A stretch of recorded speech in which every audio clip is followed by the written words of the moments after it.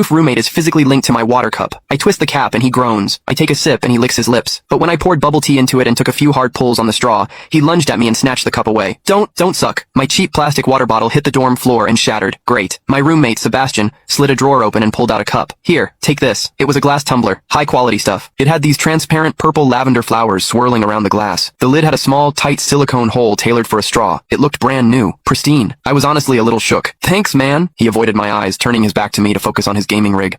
I carefully twisted the lid open. Immediately, a suppressed, low groan came from Sebastian's direction. I poured some warm water in and took a sip.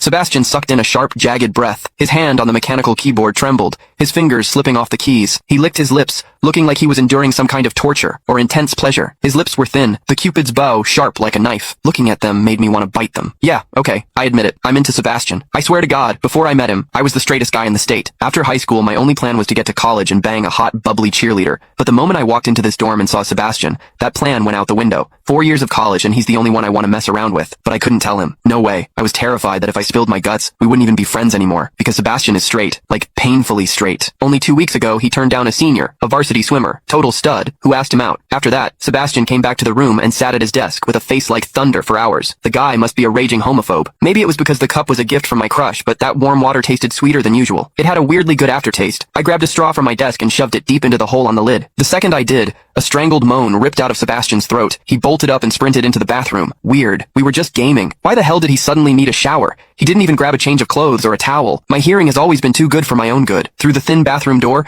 I heard whimpery, muffled sounds. Soft, hot, suppressed. As a dude, I knew exactly what that sound was. He was jerking off. When I get horny, I usually wait until lights out and hide under the covers like a rat. But Sebastian, it's the middle of the damn day and he just goes for it? Talk about high testosterone. Sebastian is gorgeous. He's got that cold, don't touch me vibe, but his eyes are sharp, almost like a fox. He looks like a priest who's secretly a sinner, tempting as hell. I've heard people say his smile is killer, but I've never actually seen it. Sitting there, I couldn't help but picture what was happening behind that door. That aloof, icy face flushed with heat, his lean, muscular body. The veins popping on the back of his hand as he gripped himself. Does he keep that cold expression even when he's beating his meat? My thoughts were getting way too dirty. My face felt hot. After a long time, I heard a final, guttural grunt from the bathroom. The door clicked open, and Sebastian walked out. His face was bright red, a sheen of sweat glistening on his forehead. There was a visible tooth mark on his lower lip where he'd bitten down too hard. He walked straight to his wardrobe, grabbed fresh clothes, and went right back into the bathroom. Then the shower turned on. Okay, now he was actually cleaning up. The mental image of him panting in there made my throat dry. I grabbed the glass tumbler again, and chugged a few large gulps. The water in the bathroom stopped, then started again. It took him forever to come out. When he finally did, he looked at me with this weird, resentful glare. Strange. Was I imagining things? Sebastian sat back down to game, and I poured myself another refill. I wasn't really thirsty anymore, but I began chewing on the plastic straw out of habit. Click the link in my bio to get the full story for free.